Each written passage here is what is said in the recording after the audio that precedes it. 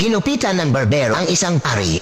Nagbayad ang pari pero hindi ito tinanggap ng barbero at nagsabing, "Hindi ko po matatanggap yan dahil isa po kayong mabuting tao. Gumagawa kayo ng naayon sa itaas." Kinabukasan nakita ng barbero ang isang dosenang bote ng holy water sa pintuan ng kanyang barberia. Ginupitan naman ng barbero ang isang doktor. Nagbayad ang doktor pero hindi ulit ito tinanggap ng barbero at nagsabing, "Hindi ko po matatanggap yan dahil isa po kayong mabuting tao.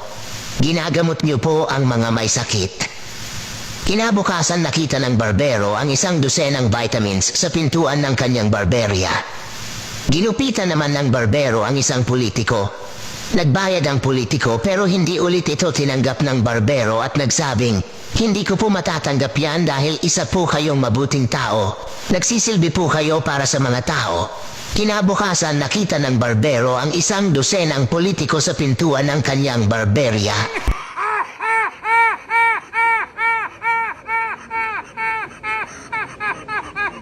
Isang babae ang dumating sa bahay pagkatapos ng mahabang pag-shopping.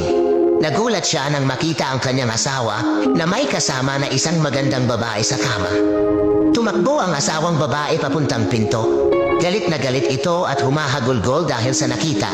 Bago pa siya makalabas ng bahay, pinigilan siya ng kanyang asawa at nagpaliwanag. "Mahal, bago ka umalis, hayaan mo muna ako magpaliwanag. Nais kong marinig mo kung paano nangyari ang lahat ng ito. Habang ako ay papauwi, nakita ko itong babae na to.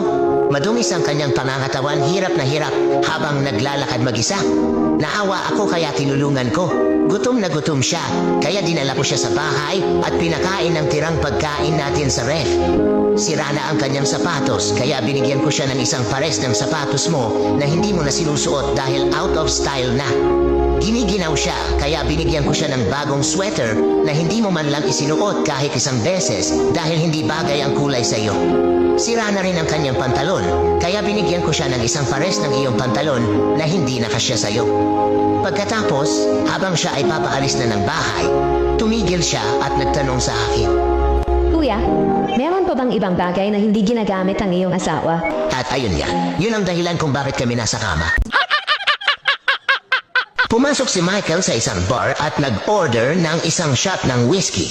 Pagkatapos ay binuksan niya ang kanyang pitaka at tiningnan niya ito. Ginawa niya ito ng paulit-ulit.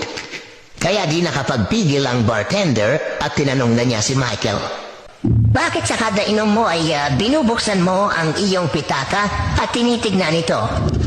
Sumagot si Michael, Ito ba? May litrato ng asawa ko sa loob at kapag maganda na ang tingin ko sa kanya ay uuwi na ako."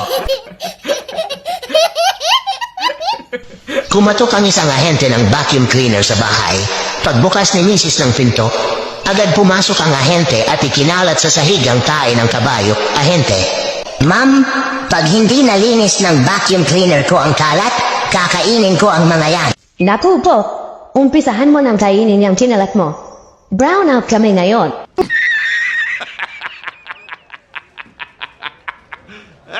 Oh my god. You're so awesome, Lawrence Lim.